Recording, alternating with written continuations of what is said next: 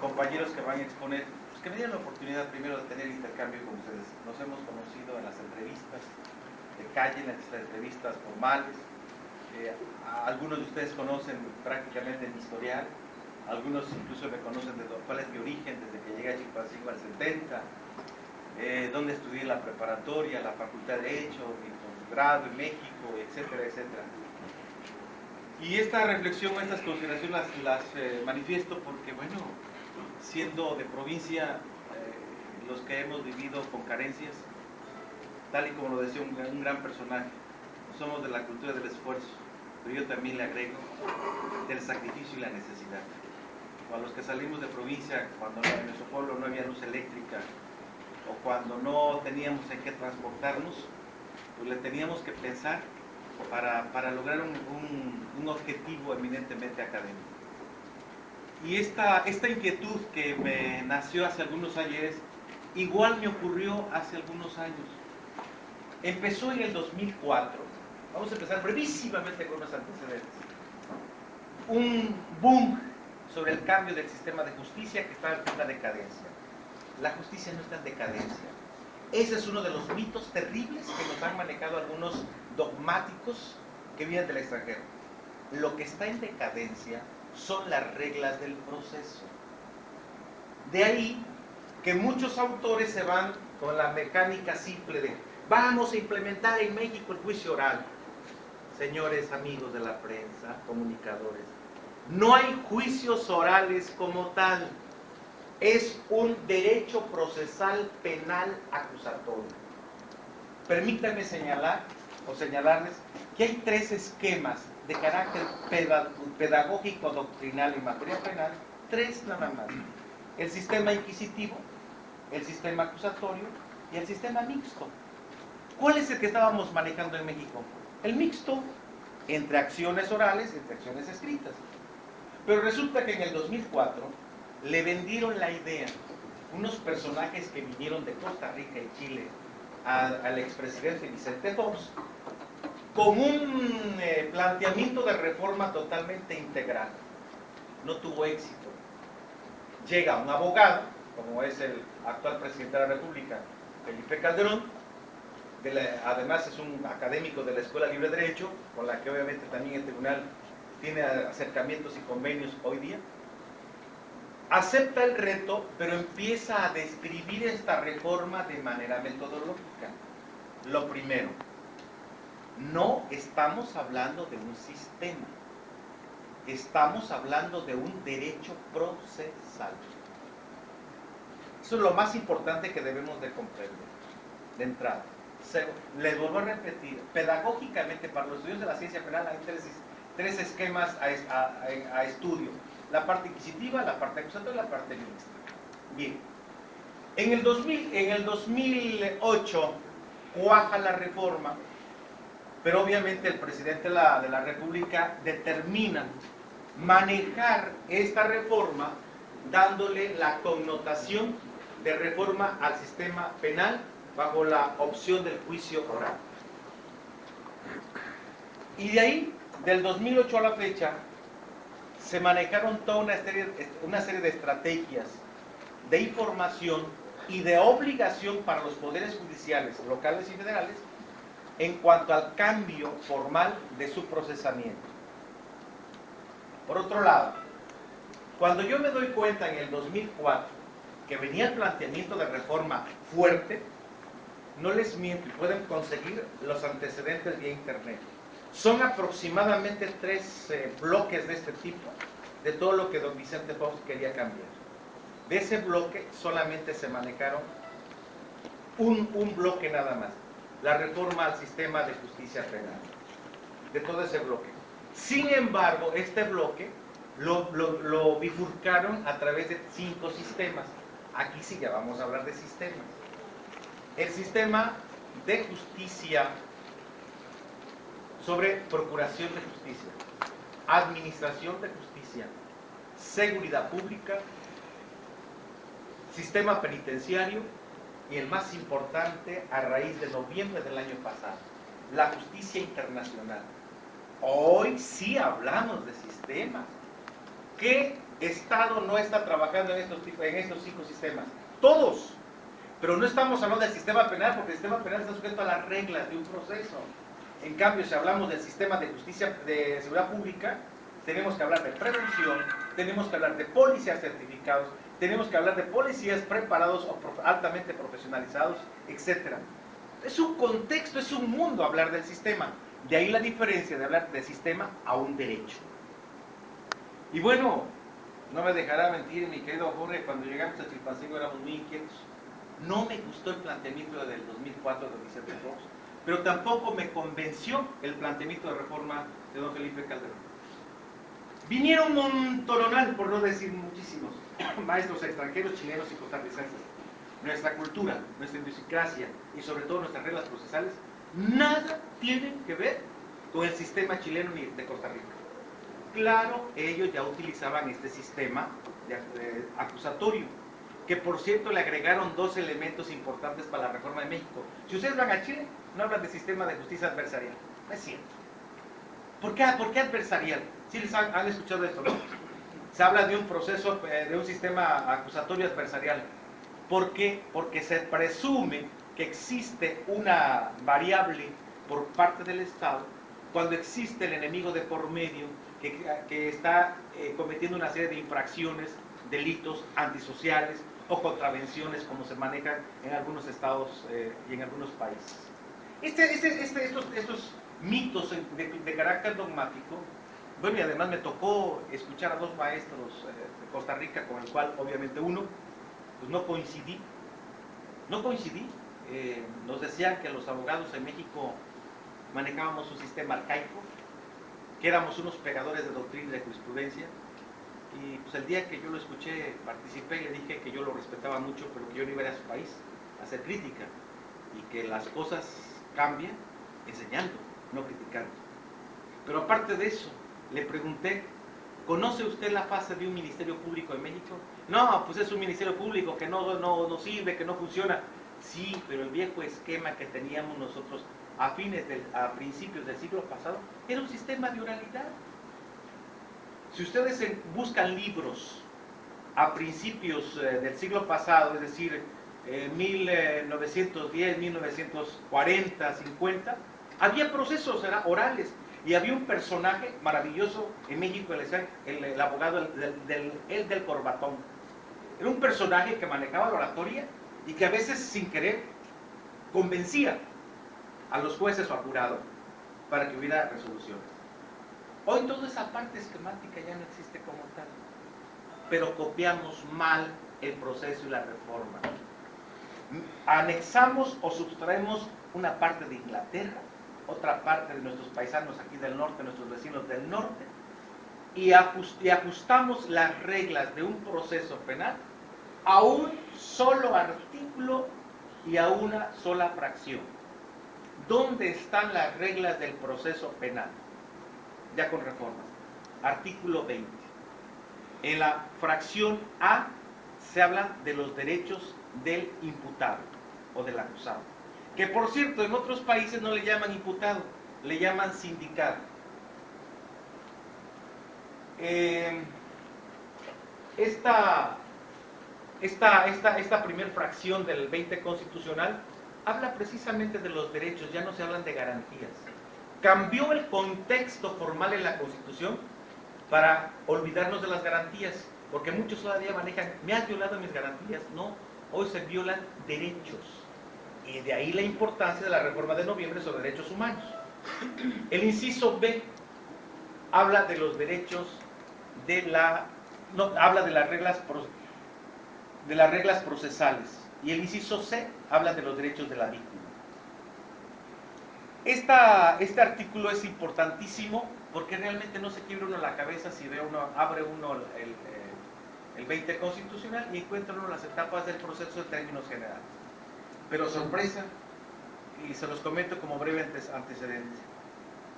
Después de escuchar a estos ilustres maestros, tuve el privilegio, tuve la oportunidad de viajar cada 6 meses a España y de España a Milán, en donde el año pasado tenía que haber tenido mi último examen del postdoctorado sobre Derecho Procesal Penal comparado. Sorpresa, En toda Europa, en cualquier país sajón, Inglaterra o esquema francés, no hay juicio oral. Hay derecho procesal penal acusatorio. Los juicios orales como tal, a lo mejor así se vendió la información, porque bueno, era más comprensible. Y lo vamos a ver de manera muy general, porque ese es un curso introductorio. De que el juicio oral es una pequeña etapa, es una pequeña etapa. Lo interesante es que su compañero y amigo y paisano me falta hacer una materia y no puedo terminar mi postdoctorado, pero me sirvió como no tienen ustedes idea, para romper primero el paradigma. Decían, oh, nos viene un paradigma, no, es que esto va a cambiar el mundo, se va a cambiar la delincuencia. Señores, en Italia, sentado con mis maestros, en una ocasión en Venecia, de Milán a Venecia en camioneta grande, porque no hay suburban, hay tipo surban, aproximadamente hora y cuarto, hora 40 minutos, cenando, ve uno cómo bajan personajes de otros países en su vaporeto, o sea, su buque, y llevan su mochilita con los ingredientes correspondientes para disfrutar la vida y nadie los molesta. Y uno se pregunta, bueno, ¿qué? ¿No hay control aquí de eso que están consumiendo? Sí, pero hay control y llevan un certificado de consumo. O sea que nos falta un mundo de cultura para llegar a esa parte. Y de este mismo esquema, mis maestros me decían, oye, ¿y cómo manejan su proceso? Les digo, a través de 7 etapas. Cada estado de la república tiene un código. Tenemos una constitución general, una constitución local, código penal, código civil, un código mercantil federal, pero tenemos competencia, manejamos leyes, manejamos reglamentos, manejamos un mundo de leyes. ¿Saben qué me dicen mis maestros italianos? Como por ejemplo Giovanni Mann, uno de los grandes italianos, grandes en materia penal, porque el maestro Tarufo, que nos ha visitado aquí en Acapulco, es civilista. Y hay mucho español que han venido, pero tienen grandes problemas en España en este momento, para el momento definitivo de dictar sentencias. Dice, bueno, ¿y cómo le hacen para aplicar la ley? Pues es que cada estado tenemos un código y tenemos reglas. Esto también ha afectado mucho la credibilidad de las instituciones. Si ustedes se van a Coahuila, tienen un código procesal penal diferente al del Distrito Federal. Del Distrito Federal al de Guerrero es totalmente diferente. Es decir, que tenemos 32 códigos penales, 32 códigos procesales penales, un código penal federal, un código de procedimientos penales federales. ¿Saben qué decían mis queridos maestros? ¿Qué dicen? Qué sabios son los mexicanos, cuántas leyes aprenden y manejan. Y es una vil mentira. A veces ni nuestro código no lo sabemos, de verdad. Por eso cuando en una ocasión me invitaron a escribir sobre cultura de la legalidad, yo siempre he dicho que a veces los conceptos semánticamente los tenemos mal interpretados. ¿Qué es cultura? ¿Qué es legalidad? ¿Será culto aquel hombre que ha leído 20,000 libros? ¿Será culto aquel hombre que da conferencias y que tiene una brillantez en su léxico y el manejo de la dicción? ¿Será muy legal aquel que aplica una resolución y que aparentemente está dejando ir al delincuente por alguna falla técnica? ¿O será muy legaloide aquel que, a sabiendas que no hay medios de prueba, hoy llamados medios de convicción, está condenando a una persona inocente? Los conceptos de cultura de la legalidad entran precisamente en este marasmo europeo, en donde les comento, mis queridos amigos, y vuelvo a reiterarles y lo afirmo y lo apuesto, no existen juicios orales ni en España ni en Italia. Hay reglas de un proceso penal que incluso hay varias modalidades de procedimientos. En Guerrero tenemos 3 procedimientos ahora mismo: el sumarísimo, el sumario y el ordinario. ¿En qué consisten? Reglas y tiempos. Allá manejan la justicia para menores, la justicia para adolescentes, la justicia para imputables a través de las reglas del proceso penal acusatorio. Les comento esto, yo sé que les interesa mucho lo de adolescentes, pero quiero que tengan una idea general.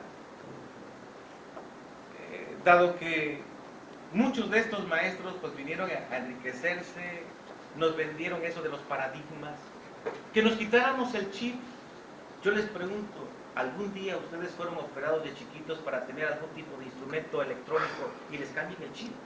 Desde esa parte semántica yo estoy en contra. que nos cambien la forma de cultura y formación profesional que desde la licenciatura me enseñaron. ¿Saben cuál es el esquema que a nosotros los abogados nos enseñaron? El sistema romano-germánico. Y el sistema que estamos manejando ahora es un sistema sajón, inglés, del sistema técnicamente llamado el Common Law.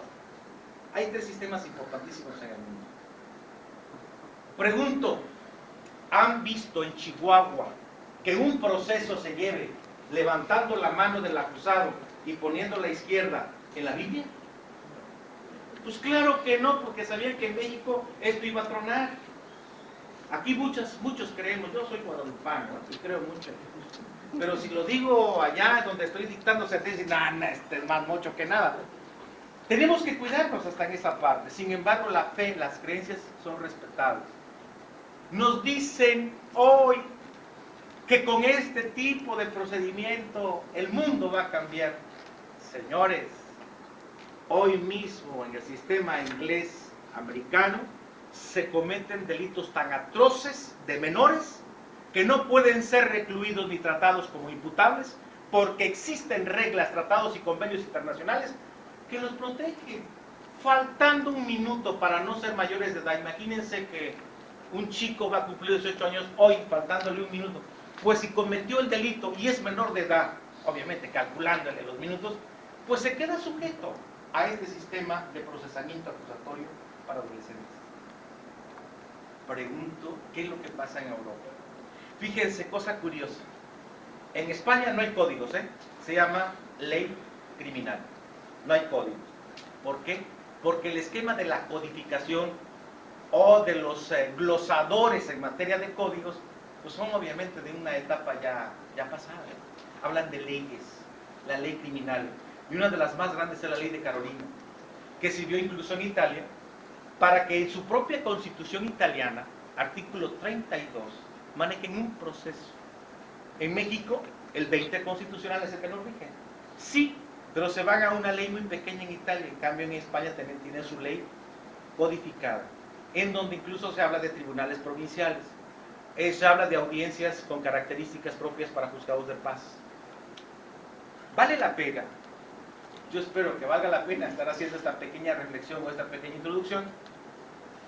Y que bueno, cuando me di cuenta el año pasado de la responsabilidad a la que obviamente yo había aceptado, pues ya no fui a terminar mi último examen que me hacen falta, eran 12, 6 presenciales y 6 vía virtual, tomando en cuenta experiencia, publicación de libros, clases, horas clase, horas conferencias, etcétera, etcétera. Y además estuve recomendado de algunos amigos de la Complutense, si no, no hubiera yo llegado a Milán. Esta escuela es la tercera escuela de sociología jurídica que está atrás del Domus de San Ambrosio. Es una hermosísima iglesia que está en el centro de Milán. A 4 cuadras atrás de la catedral hay una calle que se llama la calle del Perdón. En esa escuela dio clase el maestro César Lombroso. En esa escuela hubo un gran personaje que incluso le dio luz y vida a lo que es el garantismo auténtico, como es Luigi Ferrajoli, que vive en Milán ahora y que da clase en esta escuela. Hay una barbaridad de maestros brillantes que lo más trascendental para ellos es plantear un esquema. Y obviamente que si les funciona, todo el mundo se los acepta. Han ustedes hablado del garantismo, ¿verdad? Mis garantías, bueno, Luigi Ferrajoli habla de los bloques. Pero también hay toda una serie de elementos importantes para insertarlos a la parte del proceso. ¿Hasta dónde realmente tiene importancia y trascendencia este nuevo esquema? Todo. Para los poderes judiciales es una obligación imperiosa preparar. Yo no coincido con lo de capacitar. Incluso lo critico en uno de mis libros. Cuando una persona nace, y nace viable, normal, tiene su capacidad de goce. Y cuando cumple la mayoría de edad, tiene una capacidad de ejercicio. ¿Por qué nos hablan de capacitación? Yo nací con esa capacidad y cuando adquiera la mayoría de edad voy a tener la capacidad de ejercicio, de casarme, de establecer convenios, de si cometo un delito me voy a prisión o a centro de reclusión, etcétera, etcétera. Yo hablo de una supraespecialización. una supraprofesionalización. Hoy mis compañeros jueces, mis compañeros magistrados y mis compañeros abogados están altamente preocupados por entrar en el esquema de lo que es la profesionalización judicializada comparada. Un abogado que no se prepare hoy día, dentro de 5 años no va a tener chamba, no va a tener trabajo. O a lo mejor se va a quedar con el viejo sistema. Pero ¿hasta cuántos años va a aguantar este sistema tradicional o clásico? Unos 10 años. Que por cierto, yo no le llamo, porque fuimos duramente criticados, pertenecen al sistema inquisitorial. Señores, el primer sistema, que yo les decía, es el inquisitivo. Pero ese perteneció a la época medieval, cuando se detenía por sospecha. Una persona que no se bañaba por un mes y andaba con los mismos andrajos, por sospecha lo detenían. Hace todavía 10, 12 años, en nuestro Código Penal, había el delito de vagos y malvivientes. Hoy, si se van ustedes a las comunidades, la mayor parte de la gente está sentada en las esquinas y muchas de ellas tomándose su buen aperitivo. Y eso es vago y malviviente. Y no realizan otro tipo de actividad. Se derogó ese tipo penal. Tenemos que cambiar, por un lado, la parte de nuestra cultura. Segundo, ir comprendiendo poco a poco estas reglas del proceso que en lo personal, se los juro, esto es lo más fácil. Es mucho más fácil que lo que tenemos ahora. Sí, nada más que hay que manejar o aprenderse 5 teorías y las 5 reglas más importantes que señala la Constitución, de las que yo he captado.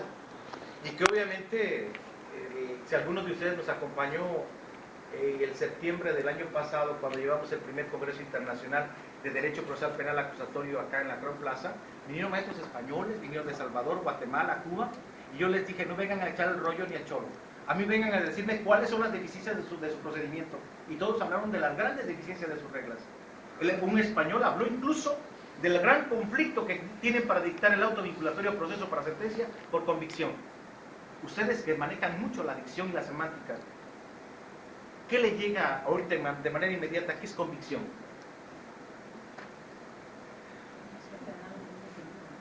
Dice la compañera que tener convicción es tener algo bien definido. ¿Será cierto? Pues ¿qué creen? Nos los insertaron en la Constitución para que nuestros jueces con ese sistema dicten sentencias por convicción. Pero en España está la lucha constante de los jueces de control con los jueces de ejecución y las cortes provinciales, porque este juez de control que está dictando el libramiento de orden o vinculando a proceso, está dictando según su convicción, su entender, su saber, incluso hasta sus dolencias, de si vincula o no vincula a proceso. En la convicción entran cuestiones de fe, es decir, cuestiones de carácter eminentemente personal y espiritual. Entran cuestiones incluso de carácter pasional. Nunca han visto a un juez, no con la toga y el birrete, no, que lleguen a su juzgado y llegan un poquito medios enfermos, principalmente los lunes. Es decir, crudos pues. ¿Cómo? Bien. ¿Nunca los han visto? Llegan de mal humor. Y si tuvieron problemas por no haber pagado la colegiatura del niño y la esposa le estaba pidiendo la pensión correspondiente, llegan de un carácter terrible. Y no los jueces, también los ministerios públicos. ¿Cómo creen que este juez, con estas características, según su convicción y su estado emocional, va a dictar el auto? Ya que no me esté molestando, lo vinculo a proceso y vámonos, ¡pras! Ese tipo de cuestiones en España le agregan algo, la íntima convicción. Si la compañera dice que es algo que ella considera como formal, ¿qué sería íntima convicción? Más personal todavía. Pues el hígado. Actúa con el hígado, se va todo. ¿Verdad que estamos en un verdadero aprieto? Sí. Pues todas este tipo de situaciones me obligaron en hacer mi tesis postdoctoral, que no la presenté, y escribí un libro que presentamos hace un año que se llama Derecho Procesal Penal en el Sistema Acusatorio y su fase de oralidad. Y como me gusta mucho el análisis crítico, le manejo abajo mitos, falacias y realidades. Hay una serie de mitos, No es lo mismo hablar de un mito que una falacia. Nos han engañado. Nos engañaron con una reforma que manejaron con bombo y platillo. Sí, pero ahorita nos faltan casi 3 años y medio. ¿Vamos a dar marcha para atrás? Al contrario, Nuestra obligación como servidores públicos es prepararnos. Yo les vuelvo a insistir, no me agradó para nada ni el sistema chileno ni el de Costa Rica, pese a que hablan de una justicia restaurativa. Acabo de leer vía internet a un personaje que van a premiar en México que viene de Italia, porque habló de 5 tipos de justicia: la justicia suprainternacional, la justicia internacional, la justicia laboral, la justicia comunitaria y la justicia popular. ¿Y eso qué? ¿Y eso qué? Que me hablen de un sistema como el que estamos viviendo. Y que, por cierto, les pido una disculpa por haber llegado tarde, pero vengo de la reunión del grupo de coordinación, donde 2, 3 veces por semana estamos con todos los generales viendo la problemática de todo el Estado, participando, dando planteamientos de reforma, etcétera, etcétera.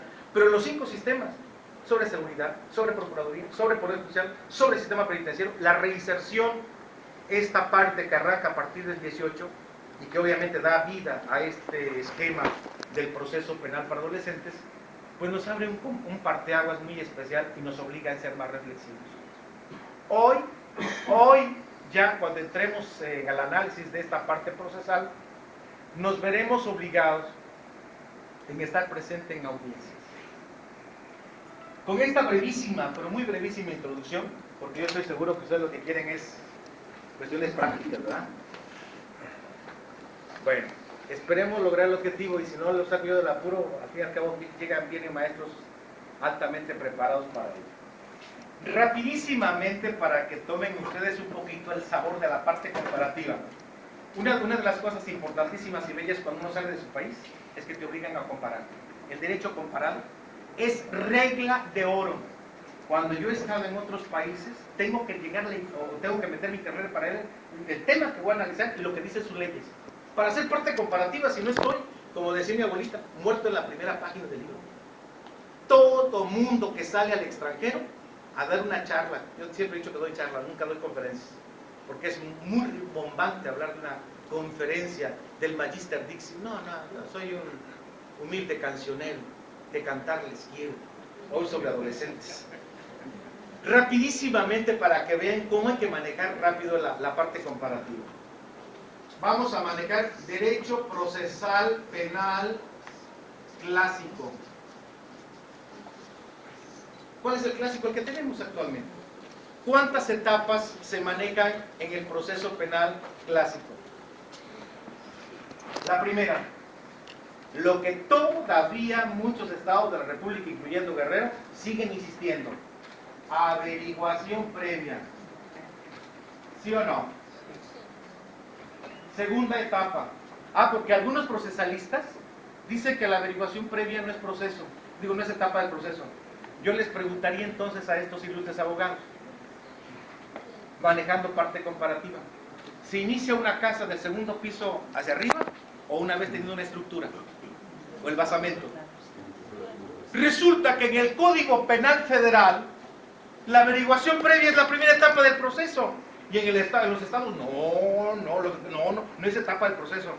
¿Quién inicia la acusación? ¿Quién inicia la denuncia? ¿Quién inicia la investigación? Pues el Ministerio Público. Y si no hay investigación y si no hay una acusación, ¿qué va a haber? Pues no hay nada. Esa es la primera etapa del proceso. Les agrade o no les agrade a muchos doctrinarios. Y además tengo mis razones para manifestar que esa es una de las partes más bellas y más explotadas en Italia, pero en otro sentido, ya obviamente con su reforma. Y para que no se me pase, ¿saben cuántos años lleva España luchando con la aceptación y adecuación de reglas para el proceso penal acusatorio? Por lo menos 70 años. Italia 130. Cuba, desde que se llevó a cabo la conquista, no ha cambiado su sistema, ha sido oral. Guatemala tiene un sistema acusatorio. Y México, México dejó atrás el sistema de oralidad por el contexto de corrupciones que existían para las compras del jurado. Teníamos jurado, se acabó. ¿Y acaso no hemos visto 2 o 3 películas norteamericanas en donde incluso se compran conciencias del jurado? Hay fallas de todo tipo de proceso. ¿Verdad que estamos encontrando ya una serie de mitos? Unas verdaderas mentiras. ¿Ustedes creen que por cambiar las reglas se van a ir los delincuentes? Árbol que nace torcido. Segunda etapa, preinstrucción. Tercera etapa, instrucción. Cuarta etapa, juicio. Quinta etapa, sentencia. Sexta etapa, medios o recursos de impugnación. Séptima etapa, ejecución de sentencia. Se la repito rápidamente. Es lo que estamos viendo todos los días y que ustedes, yo estoy segurísimo que lo manejan. Averiguación previa, preinstrucción, instrucción, juicio, sentencia, medios o recursos de impugnación, ordinarios y extraordinarios. Está también el amparo y la ejecución de sentencia. Se van a dar cuenta, cuando hagamos la parte comparativa con el sistema acusatorio penal, pues que es prácticamente lo mismo, no más que cambian muy sencillamente las reglas. Y a veces hasta los nombres. Sorpresa. Esta averiguación previa, a partir de noviembre de 1996, un 12 de noviembre, se reformó nuestra Constitución, 1996 al 2012, ¿cuánto tiempo llevamos?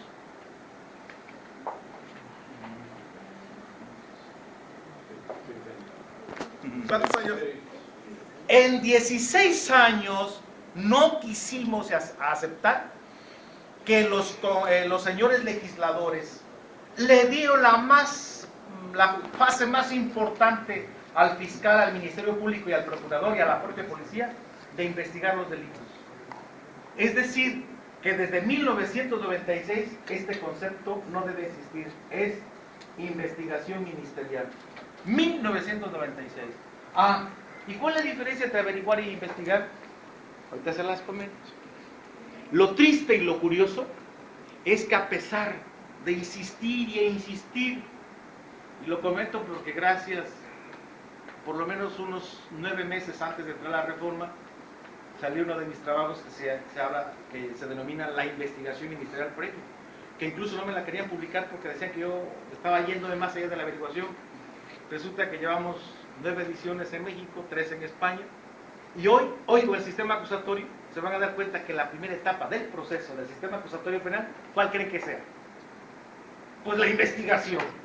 ¡Oh, sorpresa! Pero tenía que venir un chileno, tenía que venir uno de Costa Rica para que nos dijeran, hay que reformar la Constitución, porque la verdad eso que escribieron no era cierto. Yo me acuerdo cuando me titulé de licenciado en Derecho, escribí un tema muy novedoso en 1982, cuando egresé de la Facultad de Derecho. Escribí la necesidad de legislar en materia de trasplantes de órganos humanos a través de un contrato. Mis maestros me dieron el voto, pero ya cuando estuve en el examen 1, con mi promedio, pues yo pensé que me iban a dar mención honorífica, me dijo que era una mafufada lo que estaba escribiendo. ¿Saben qué es mafufada? Les juro que yo he buscado en el diccionario y no la encuentro. Mafufo. Mafufada. Que no tiene que ver con hada. Hoy día, el convenio, el contrato para donar un órgano es de corte internacional y es reconocido en todo el mundo. Y mi libro se vende más en Europa que aquel. Acá todavía no puedo tener la primera edición de mí. Mejor regalo mi libro sobre los trasplantes de órganos y el contrato. Cosa tan curiosa, ¿no? En España se vende muy bien mi libro de la investigación, sí, porque ellos tienen como esquema dogmático en la universidad y desde que salen de la facultad entran a la parte práctica de la investigación, que se convierte en un hábito. ¿Algunos de ustedes tienen un hijito que esté estudiando Derecho? Con toda confianza. ¿No? ¿Nadie? Oiga, puro periodista. ¿Puro periodista? Pero ¿tienen algún amigo que tenga hijos que están estudiando Derecho? Sí. Pregúntenle a su amigo. Pregúntenle a su amigo si a su hijito lo dejan trabajos de investigación. ¿Y qué hace el hijito? Se mete a internet, baja toda la información y entrega el trabajo. Para llevar a cabo la investigación debe tener por lo menos 2 elementos importantes: metodología y cientificidad. Y aportar lo propio. No es cierto que uno cuando escribe un libro todo lo tiene uno acá, no. Hace una referencia a las leyes, a la jurisprudencia, a otros doctrinarios y por ahí mezclamos uno que otro, pues pensamiento propio, porque tiene unas inquietudes también y se vale, ¿no? Igual que la música, cuántas canciones bellísimas existen y cuántas tienen éxito. Pues esta parte es el esquema clásico, y se los diré rapidísimamente. Aquí interviene el Ministerio Público y la Policía integra la famosa averiguación previa. la consignan ante el juez. El juez, estos 3 días se le llama preinstrucción, es decir, el término constitucional. Ustedes lo manejan mejor que nadie. Si se dicta auto de formal prisión o se dicta auto de libertad, es preinstrucción. La instrucción es cuando se abre la etapa a proceso. Y aquí es donde yo les digo que hay 3 esquemas o 3 procedimientos en México. El sumarísimo, cuando hay confesión, que en otros países se llama oblación. Yo acepto y reconozco y me dicta sentencia. El ordinario, que es de 10 meses, y estamos en pugna con mis jueces porque no cumplimos con los mandamientos que dice la ley de 10 meses, nos excedemos. O el sumario, que es de 3 más 2 meses, 5 meses. Es decir, no debemos rebasar ese término. Pero ¿por qué se amplían? Y muchos de ustedes me han preguntado en varias ocasiones, oiga, ¿por qué tardan tanto los procesos? Porque resulta que no se esperan hasta esta etapa, pueden utilizar cualquiera de estos medios o recursos de impugnación acá, pueden ser apelación, revocación, amparo, amparo indirecto, amparo directo, indirecto, pueden irse a la revisión en contra de un amparo, y cuando la autoridad que va a resolver, pues ya pasaron 3 o 4 meses, y el juez de primera instancia está esperando la ejecutoria, o está esperando el sentir de aquella resolución.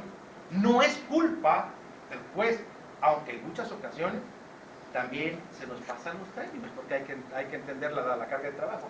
Pero esa es la parte del proceso, o lo que en materia civil se llama la litis, pues, ¿qué es lo que se va a defender, lo que se va a pelear? O la acción legis en materia del derecho romano. La sentencia, sentire, lo que siente el juez, pero a través del análisis valorativo de los medios de prueba, no de su convicción o de su íntima convicción. Se va crudo y ya chapó. Ese es el problema cuando entra este nuevo sistema. Pues sí. Los medios o recursos de impugnación, los que quieran, incluyan por favor como recurso las controversias de la Corte. Y si no, los recursos de queja ante la Corte Interamericana de Derechos Humanos. O sea, estamos mucho más allá. El caso Radilla, ¿dónde se resolvió? El caso de la señora violada por militares y que le están exigiendo hoy día al Estado una reparación del daño casi impagable, cuando los sujetos activos fueron militares, supuestamente, porque no hay prueba todavía que lo demuestre. Sin embargo, hay una recomendación, y no son sentencias, son recomendaciones, te recomiendo que cumplas. Y obviamente viene la etapa de ejecución de sentencia. Estas son, cuando se ejecuta una sentencia, cuando se dice que ya no hay recurso alguno que buscar o que interponer. Te condené a 10 años, ahí te quedan 10 años. Si tienes el beneficio de la revisión parcial de la pena, pasan 5 años, el 2 por 1, y pides tu preliberación. Que una cosa es la preliberación y otra cosa es el indulto. El indulto lo tiene que dar el presidente de la República o el gobernador. Y con razones fundadas, porque hoy día muchos de los reclusos piden el indulto y resulta que privaron de la vida a 10, violaron como a 5 mujeres, piden el indulto. Eso no puede ser. Entonces también el Ejecutivo... ¿Se acuerdan del caso del general Gallardo? Aquel militar que quería crear su Comisión de Derechos Humanos. Tuvo muchas averiguaciones previas creadas. Hasta en la Corte hubo confirmación de resolución. Se fue ante la Corte Interamericana de los Derechos Humanos y en menos de 2 años hubo la resolución o la recomendación de dejarlo en libertad. Pregunto, ¿dónde está la ejecución de sentencia? No hay, el principio de definitividad quedó roto.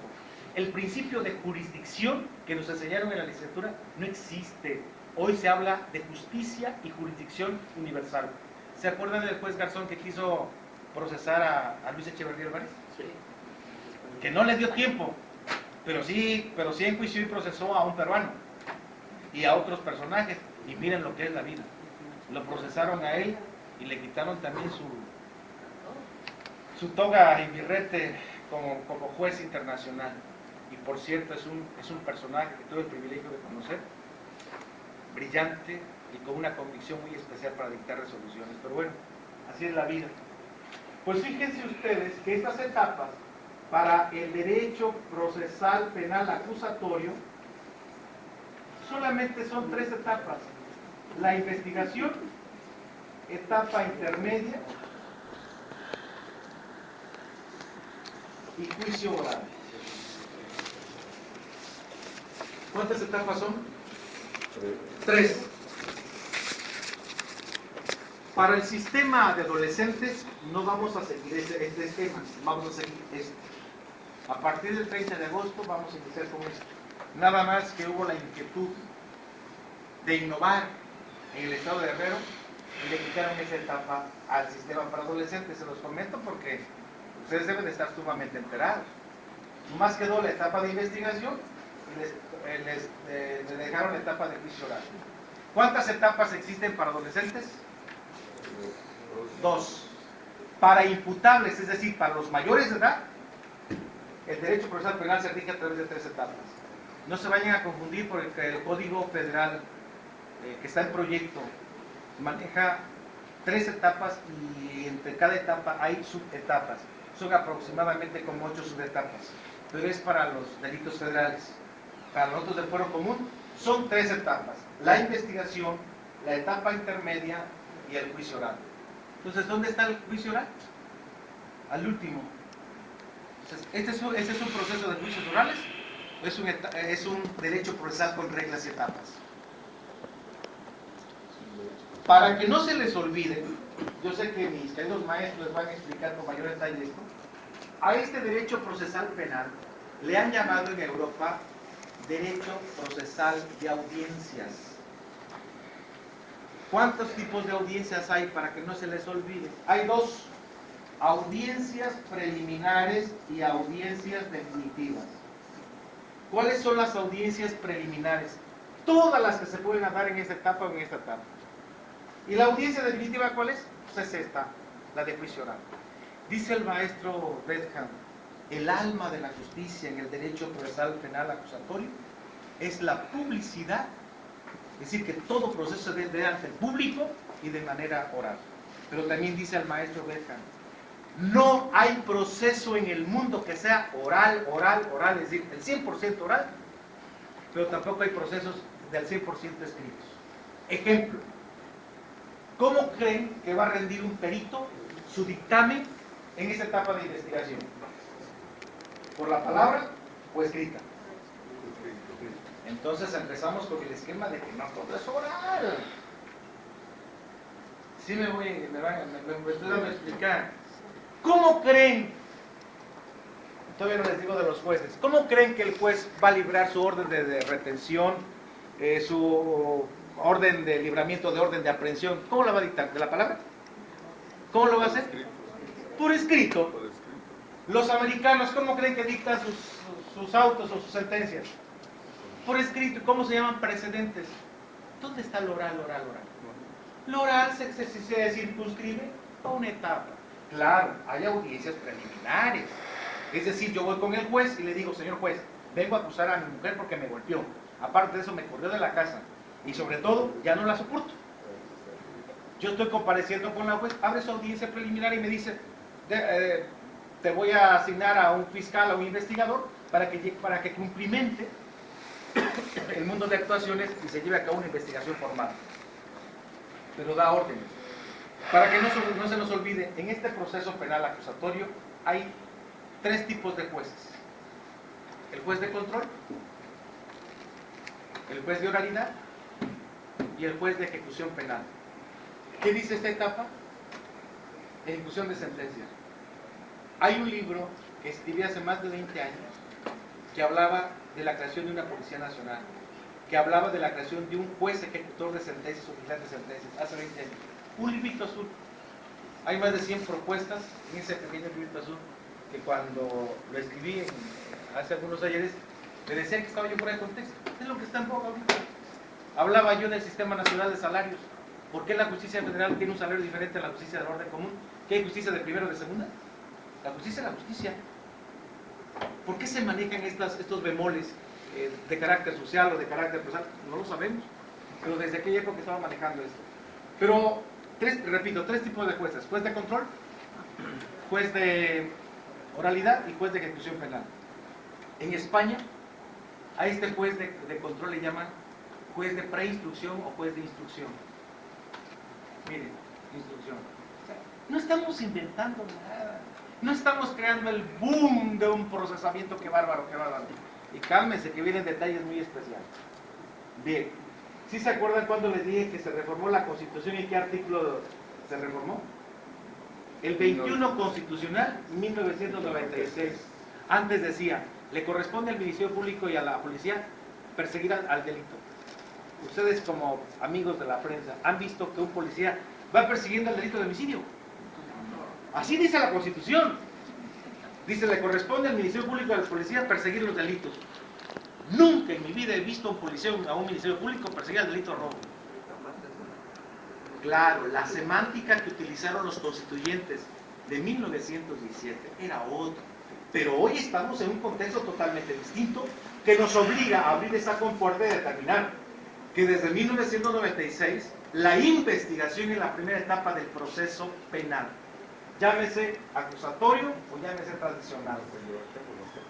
Ese es el problema. Es que somos un país de leyes sin a que se aplique. De 1996 a la fecha, me fui con el ejemplo más sencillo, que le preguntaran a un amigo si tiene hijo abogado, que cómo investiga y cuántas técnicas.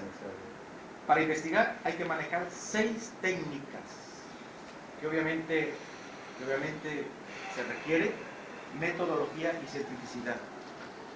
Esa forma de investigación, ¿cómo la estilamos por lo general en materia penal? ¿Qué dice el Ministerio Público? Ya veniste a denunciar tus hechos, tráeme tus testigos, tráeme tu dictamen, tráeme, bueno, ya quiere que le traiga hasta el acusado. Eso no es ni averiguar ni investigar. Averiguar semánticamente significa, viene del latín, que significa inquirir. Inquirir, inquisición. Averiguar es sinónimo de inquirir. Ustedes manejan mucho aterrizar el lápiz. Hay un libro de Barcia Roque que se llama Sinónimos y Antónimos, se los recomiendo. Padrísimo. Sinónimos y antónimos. Barcia Roque. Bueno, es el que yo he leído con mayor frecuencia para que me saca de los apuros. Averiguar significa inquirir. ¿Qué es inquirir? Obtener un medio de prueba o un indicio como pueda. ¿Y cómo es como pueda? ¿Cómo cree que pueda un policía?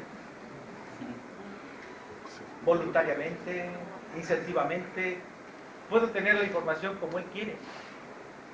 Y esta palabra de inquirir entra en el contexto del sistema inquisitorial de la época medieval. A los reyes, ¿cómo se les destronaba de su trono? Por pura sospecha. Cuando nosotros tuvimos en nuestro país a la Santa Inquisición, ¿cómo creen que se procesaba a los personajes que los llevaban a la Inquisición? Por mera sospecha. Claro, es que la sospecha se convirtió casi en los primeros albores del proceso penal como la regina probatorum, la reina de la prueba, la sospecha. Y cosa curiosa, cosa curiosa, si hoy día una persona no se baña, si esa persona no se alimenta y anda por ahí vagando, por sospecha no lo pueden detener. Quieran subirse a un avión, a un autobús, después de 5 días o un mes de no bañarse, a ver si les permiten. Qué cosa tan curiosa que este concepto de la sospecha se maneja en uno de los libros más bellos que he leído de la época medieval, que dice que había personas que tenían problemas urinarios. ¿Dónde hacían sus necesidades en la época medieval? Pues sus habitaciones, o tenían que bajar tras del árbol, y para eso tenían que prender una luz o una antorcha. Pues por prender la antorcha decían, mira, ya está haciendo cosas de brujería, y los mandaban a la Santa Inquisición. Y resulta que ese señor que era enviado a este proceso inquisitorial, pues tenía bienes y tenía damas, hijas o mujeres guapísimas. ¿Y a quiénes quedaban los patrimonios en esa época? Pues a los inquisidores. De ahí la gran crítica de los grandes tribunales que hemos tenido en nuestro país. Pero lo más interesante, volviendo al tema, y manejando esta parte rapidísima y comparativa. Los doctrinarios en el sistema procesal penal acusatorio hablan de que esta investigación tiene 2 modalidades. Una es formal y otra es desformalizada. Señores, yo les he preguntado, ¿dónde inicia una investigación desformalizada y dónde inicia la investigación formalizada? Una investigación debe tener 2 requisitos, cientificidad y metodología, y utilizar 3, 4, las 5 técnicas en materia de investigación. Pues resulta que esos estudiosos se les quebró la cabeza y dicen, la investigación se sujeta, ¿cómo le llevamos nosotros al expedientote este que manda el Ministerio Público con el juez? El expediente de consigna. ¿Saben cómo le llaman ahora los estudiosos al sistema acusatorio? Carpeta. ¿Saben qué es carpeta? ¿Qué es carpeta? Significa hoja doblada. ¿Qué tiene que ver la carpeta con el que expide documentos y conforma una investigación científica? Pero es que como así dicen en Chile, que es carpeta, pues yo les voy a decir a mis compañeros jueces que nos olvidemos de los conceptos dogmáticos. Aquí tenemos que hablar de un expediente de investigación. ¿Cómo inicia esta etapa de investigación? Igualito que la actual. De una denuncia, de una querella o de una acción oficiosa. Aunque también aquí se agrega la denuncia colectiva. Es decir, una población está inconforme, va ¿con qué juez tiene que ir o con qué juez va a iniciar esta investigación? Con el juez de control. Si se va ante el Ministerio Público y se inicia la investigación, ya el Ministerio Público, cuando tiene algunas actuaciones, va con el juez de control, abre la audiencia y le dice, juez, con estos elementos, ¿consideras que puedes librar la orden de aprehensión? ¿O puedes ordenar el cateo, o puedes ordenar la raya? Si le dice al juez de control, no, te faltan medios de convicción. Que por cierto, ¿por qué cambiamos medios de prueba, medios de convicción? Por lo que le estaba diciendo. Que en España se toman las determinaciones de los actos de las sentencias por convicción o por íntima convicción.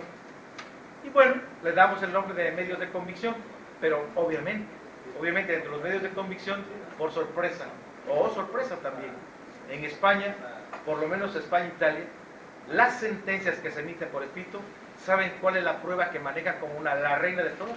La prueba indiciaria, los indicios. Un indicio, sí conocen lo que es un rosario, ¿verdad? Sí. Es una bolita. Otro indicio, otro indicio, otro indicio, hasta que se hace la cadenita. Y a eso se le llama teoría circunstancial, a través de indicios.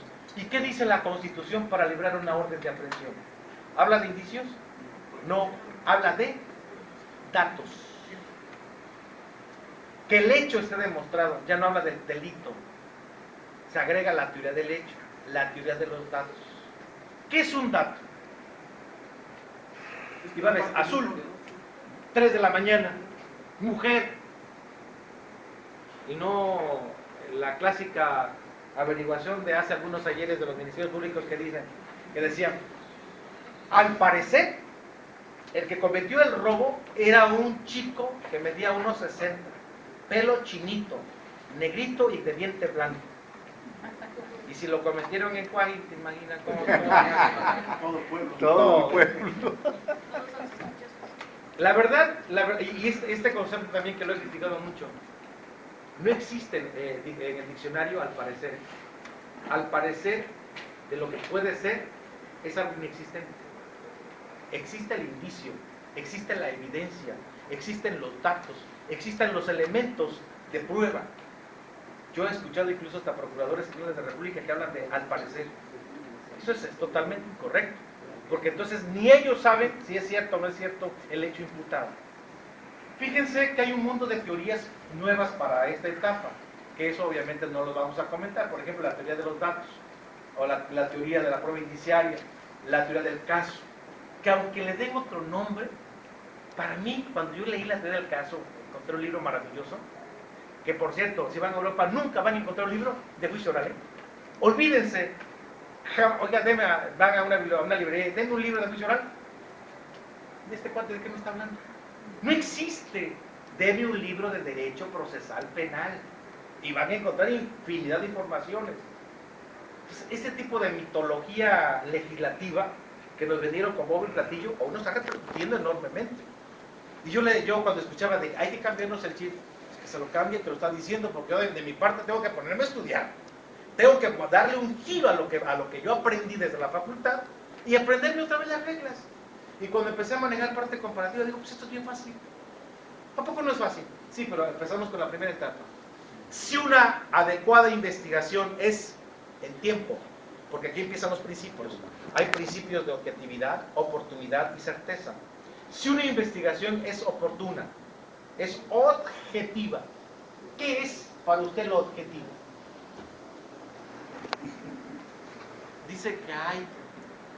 ¿Qué es para usted lo objetivo? ¿Lo que cree usted? Bueno, ¿qué es lo oportuno? Exacto. ¿Quiénes son los primeros que llegan a la escena del hecho delictivo? Debieran ser, obviamente, los investigadores de la Procuraduría. Llegan los de tránsito o llegan los de la policía preventiva. Manejan la cadena de custodia, es decir, no le pongamos tanto rollo de final. ¿Manejan la seguridad en la escena del delito? Yo recuerdo de un caso muy particular, pero también, hermano, no puedo puntualizar tantas cosas. Caramba, ya me pisan los cuerpos y mueven a las PM. Eso que tanto se maneja de cadenas de custodia es lo que se llama clásicamente la conservación de la escena del crimen, que decía el maestro Elias Newman. En la escena del crimen debe de quedar listo el teatro, o sea, la escena formal, para que cuando llegue el comunicador le tome fotografías o filme, pero tal y como están las cosas. ¿Qué es lo que ocurre tristemente? Se mueven vehículos, se mueven cuerpos, se mueven objetos, mil cosas. Tenemos que empezar a cambiar a través de nuestra profesionalización a quienes creen, a nuestros policías, a quienes creen, a nuestros peritos, que ya no digan al parecer.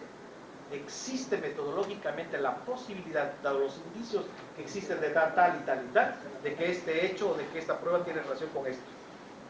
Esta parte de la investigación es la parte estructural más bella, pero no es novedad, viene desde hace años y además después de tantísimas décadas se premió esa posibilidad a la Procuraduría de que realmente se dediquen a la investigación.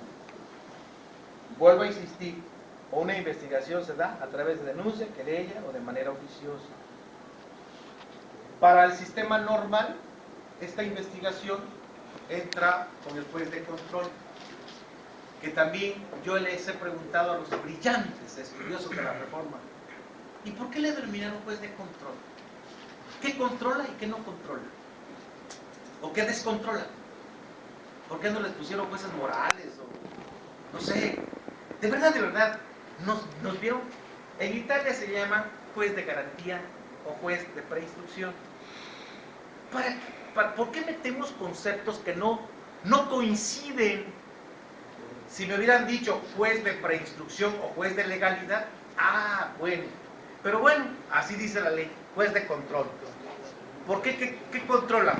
¿El derecho o la ley? Porque resulta que los jueces no controlan la ley ni el derecho, interpretan la ley y la aplican. Entonces, ni en ese contexto se maneja. Pero bueno, como aquí no se trata de venir a hacer críticas, sino a comentar lo que es, este juez de control, después de que hace el análisis valorativo en una audiencia preliminar, puede librar la orden de aprehensión.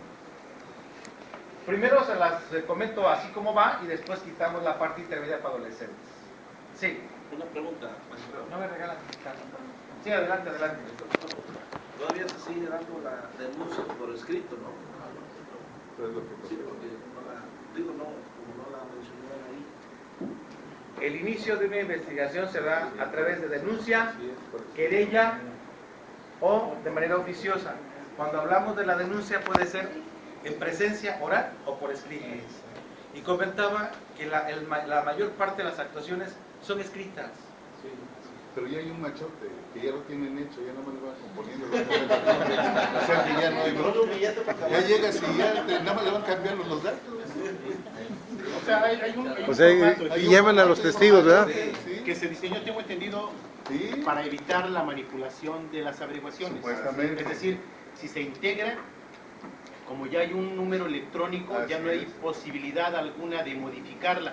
Eso casi nunca se hace aquí, Así es. ¿no? Entonces, pero ese es el motivo. O sea, el machote sí es correcto, o sea, es la estructura de cómo se ve, ya nomás la rellenan con los datos, pero es para evitar precisamente que se cambie. Es que en países como Alemania e Italia vas ante una máquina, si vas rápido porque te golpeó alguien tu motocicleta, por ejemplo en Barcelona, vas, dices, a tal hora me golpeó mi motocicleta un vehículo con esas características, electrónico, y directamente pasa a la central de investigación. Si tuviste la oportunidad de ver las placas o cosas por el estilo, haces. Y ese hecho, perdón, esa manifestación de datos se convierte en una denuncia. Pero ¿cómo entra a la central? Pues en forma escrita, no oral. Y como ustedes lo dijeron, machotes. Pues esos machotes no son tan machotes. No son normales. La verdad es que al parecer no son tan machotes. Porque en la mayor parte de aplicaciones no hay órdenes de aprehensión, no hay nada, ni de cateo, y bien. El gran problema, mis queridos amigos, Sí. que esto que tenemos desde antes de 1917 y que a partir del 96 se obligó, se delegó constitucionalmente, en 16 años no lo hemos hecho. Bueno, pues ahora viene el remache. Hoy esa investigación, quieras o no, ahora vas a entrar con la investigación. Viene la primera pregunta de los 10 millones. Tenemos expertos en policiología de investigación. No. Sí, sí, sí. Tenemos expertos en policiología de campo. Tenemos expertos periciales sobre dictámenes criminalísticos de campo o criminológicos de campo. ¿Hasta dónde una investigación del ilícito, o como dice la Constitución, del hecho delictivo, pueden o no puede acreditarse? Pues no pueden aplicarse ninguno. Y esta parte es donde empiezan a cambiar las cosas. En Europa una investigación no tiene prescripción, es decir, el delito sigue vivo, perdón. Acá en nuestro país, yo les juro que no he checado el Código Penal que está en proyecto, pero hay delitos que debieran ser no prescriptibles. ¿Por qué? Porque esta investigación tiene un inicio y debe de tener todo un tiempo para la investigación. En Italia se han detenido agentes después de 15 o 18 años de haberse cometido el delito.